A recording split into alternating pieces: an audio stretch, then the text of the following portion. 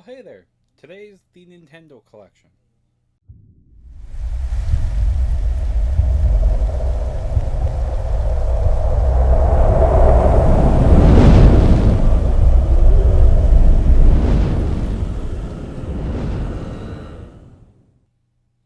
Alright, so before I get started, I just want to say that we're only going to be looking at the Wii U and a few 3DS games.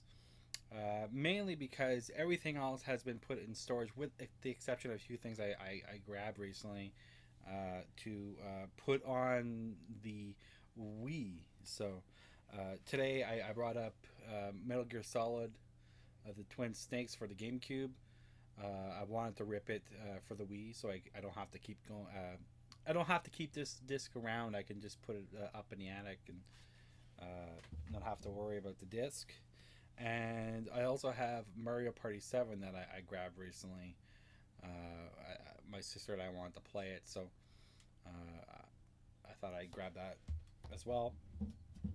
And I do have the only two complete in-box N64 games here. We have GoldenEye 007 for the N64, and we have Yoshi's Story also for N64.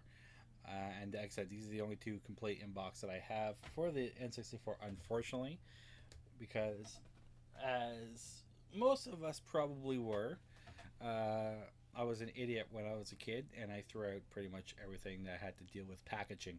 All I wanted was the cart, and that's what I grabbed out of it. Everything else went into the trash. Had I known what I know today, and how I known that things are worth a lot more money with the box and whatnot, I probably would have kept it. But what can we do, right? So anyway, let's get on to the Wii U collection here. So we have a couple. Well, decent size, I would say. So the first one is 007 Legends.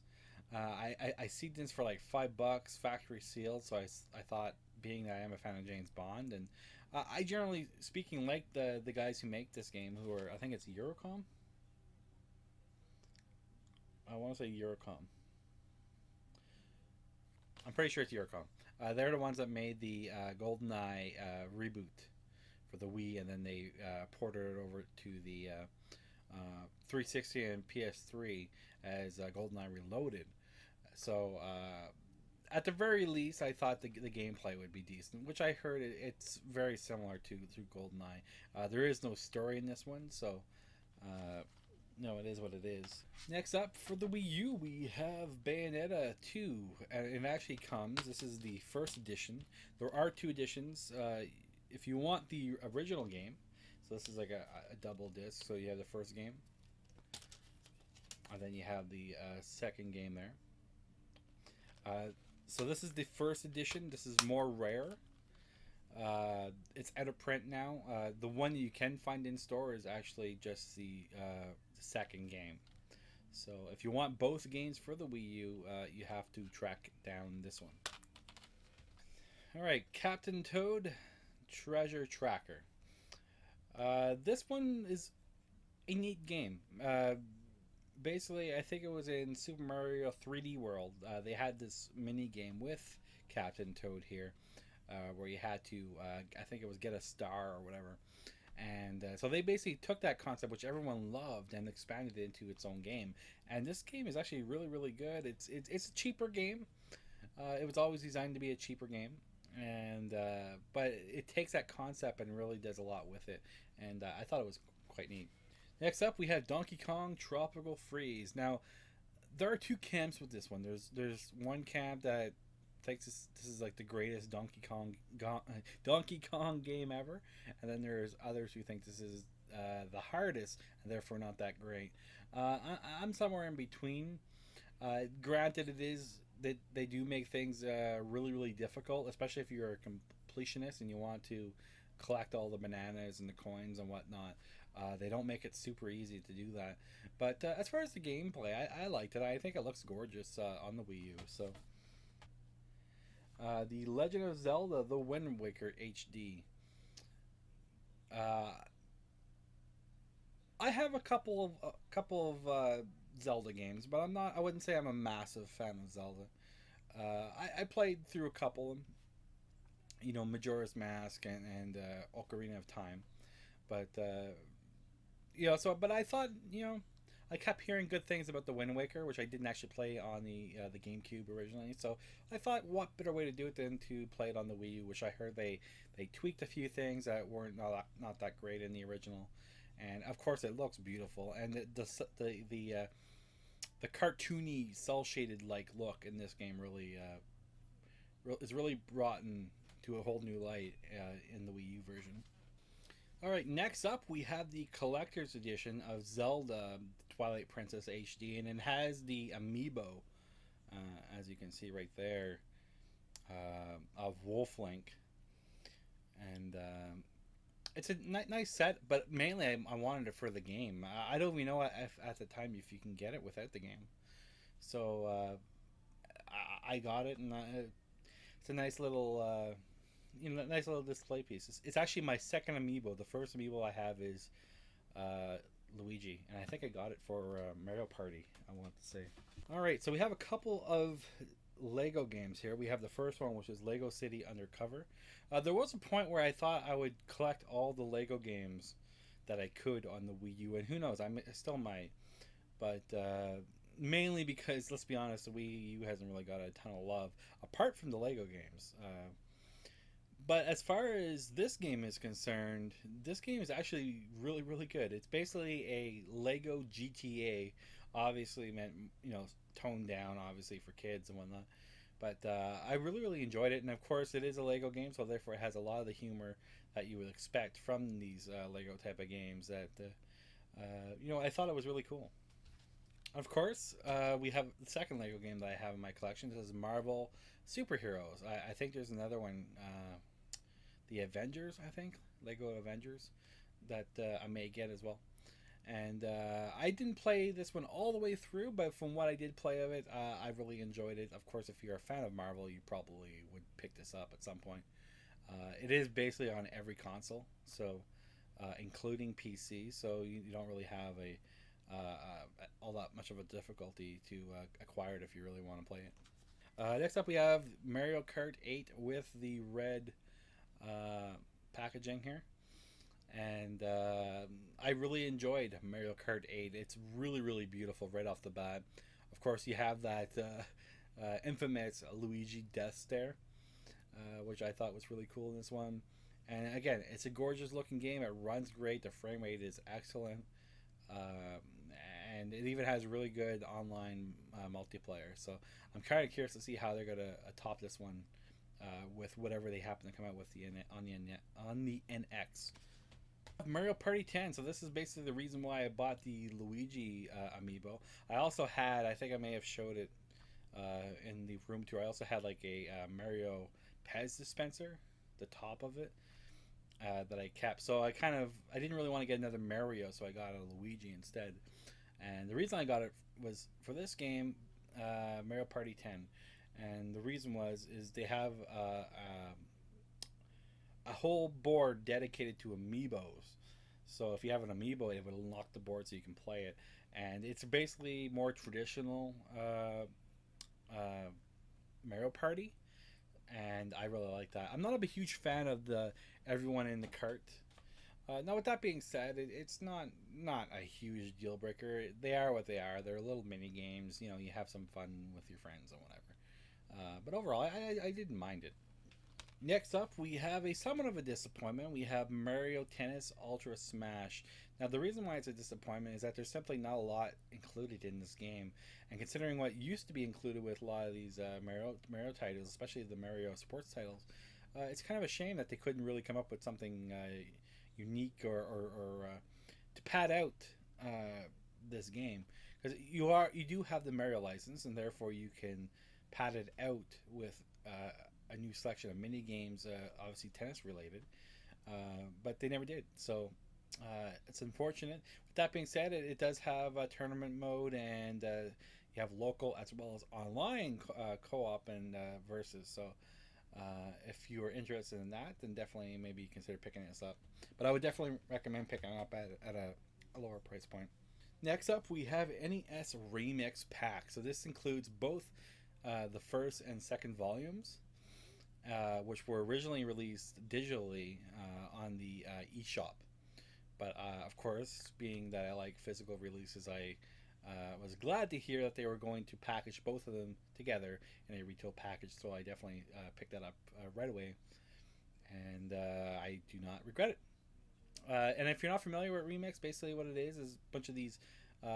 They take certain levels from older NES games, so like Mario Brothers and Kirby and whatnot, Donkey Kong, and you basically have certain tasks for each of these games, and you would earn points based on that. And you can have like tournament mode and stuff like that. So you would do like a series of different tasks in each game, earn points, and see who can get through things as quick as possible and earn the most points. I think it's really cool. Next up, we have new Super Luigi U, which is a sequel, I suppose, to new Super Mario Brothers U. And overall, obviously, I like the original more, mainly because it's more game in this one. This one was done more as like a side project. This one, but with that being said, this one a lot of people like because it's more difficult. Basically, with Luigi U, it's done more for like speedrunners and stuff like that. So if you like the difficulty of being a speedrunner and whatnot, I think you will like that. I will say, however, that for the younger ones, probably New Super Mario Bros. U is probably the better one to go with.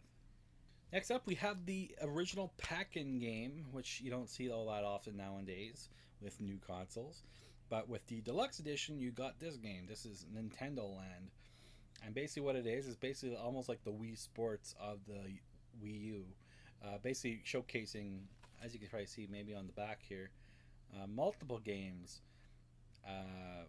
to kind of showcase the gamepad and what kind of game modes you could pull off by implementing the gamepad. It's not a great game. Like I wouldn't go out and buy this like for the game because there's not a lot of game to it in my honest opinion. It's basically a bunch of tech demos. But and unlike Wii Sports, they're not really a ton of fun, with the exception of a couple. There's like a basically a hide and seek mode where where one guy is hiding and then there's four other guys, or potentially up to four other people who can control on the Wiimotes, and the one on the gamepad is the one that's hiding, and then they have the option to they can see everybody else, but the guy on the little guy, the guy with the Wiimotes, they can't see the guy, so it's a bit of like a hide and seek sort of mode. I thought it was really cool. Next up, we have Sonic and All Stars Racing Transform. Now, back in my PS4 video, I believe, when I mentioned I got Need for Speed Rivals. This is the first racing game I got on the Wii U, because at the time I don't know if Mario Kart 8 was announced. I don't think it was, or it was coming out. I can't remember. And I wanted something that would be cool for the Wii U as far as a racing game is concerned. And I knew people would be playing this online, and sure enough, people were. And it was a great Mario Kart-like game. And by the way, this was also available on the PC as well as the 360 and PS3. Although I believe the PC did not have online multiplayer, which is kind of disappointing.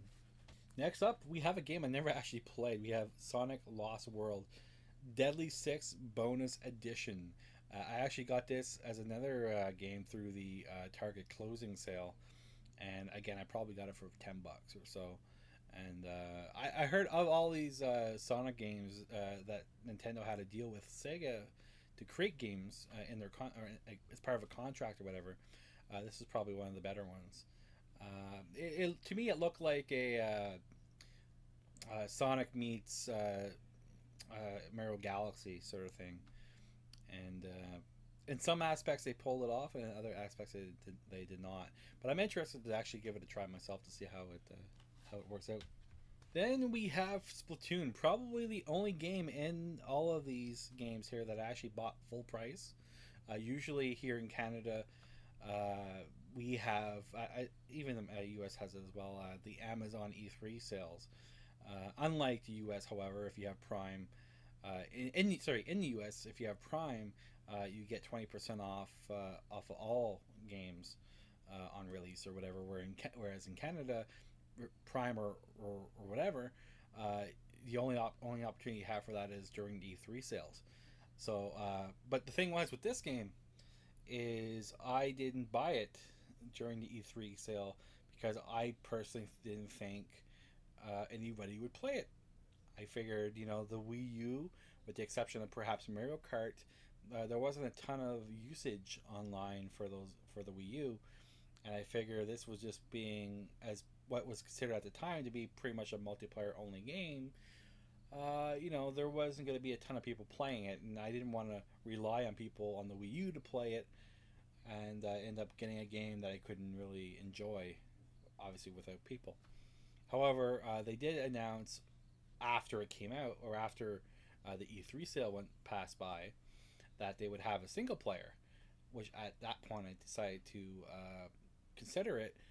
But then what ultimately got me into it is that this thing became a huge hit on the Wii U. I think it sold like 2 million units or whatever, and a ton of people were playing it, and they still play it to this day.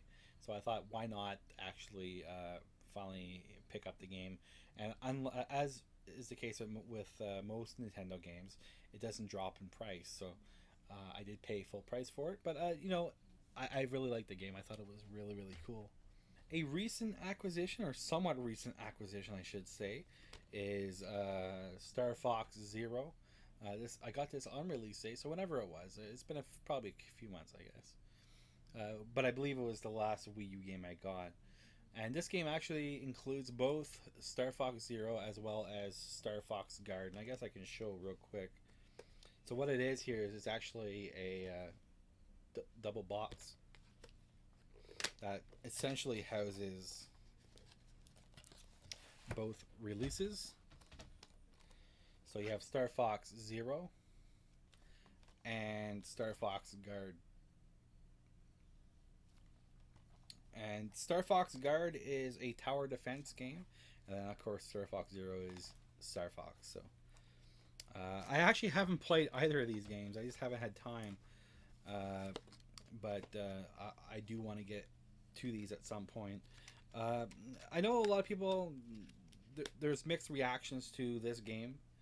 I know it didn't review particularly well, but some people actually like the new control scheme, which uses the gamepad or whatever. Some people like the new control scheme. Some people do not. They wish that there was more of a traditional control as well. And to be fair, they could have probably added it, but they didn't. But overall, I'm going to be the ultimate judge myself. And at the worst case scenario, you know, it's still nice to have a Star Fox game. And, hopefully they actually sold enough of these to make another one. And maybe they'll make that one with a more traditional control scheme. Super Mario 3D World. This game was actually really well done. It's a 4-player.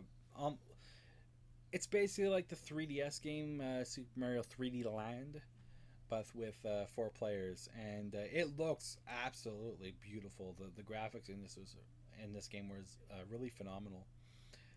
It is cool to play with people. Unfortunately, as is the case with most Nintendo games, it's only local co-op and not online, which is disappointing. Because obviously you don't have, as an adult, first of all, non ton of adults will want to play a Mario game, over something like maybe a Call of Duty or whatever like that. But of course, me and Buyaka, we like all games, and but even us, we have our own lives, and sometimes it's hard to get together. So by having online, we would be able to play this a lot more, but unfortunately that's not the case. But even still, even as a single player solo experience, I thought it was really, really cool. And it did remind me a little bit of, and I think that's kind of what they were going for, it did remind me a little bit of Super Mario Brothers 2, the American version of Super Mario Brothers 2, where you can, choose between Mario, Luigi, Princess, and Princess Peach and Toad, and they all highlight their own special abilities and whatnot. And they definitely keep that within this game as well. Next up, we have Super Mario Maker. It was right up there. Was it my game? I don't think it was my game of the year. I think it was number 2, but it's right up there for game of the year. Phenomenal game. It was basically it's like a well, it's basically it's like you make Mario levels, but it reminded me a little bit of what's that? What's the game on the PlayStation? Little Big Planet, but it was like Little Big Planet done right as far as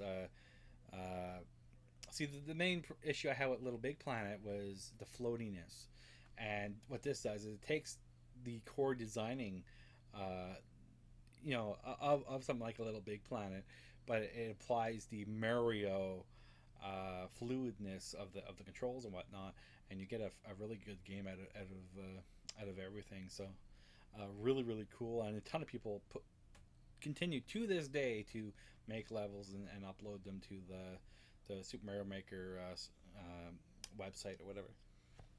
Next up, we have Yoshi's Woolly World.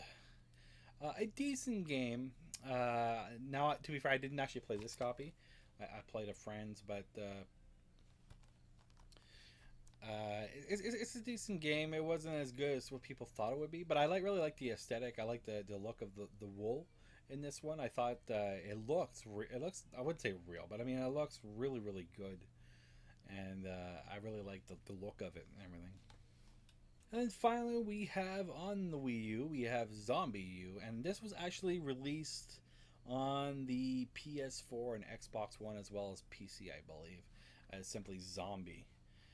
And even though that game is, those systems have this game, it's played best on the Wii U, mainly because of the gamepad.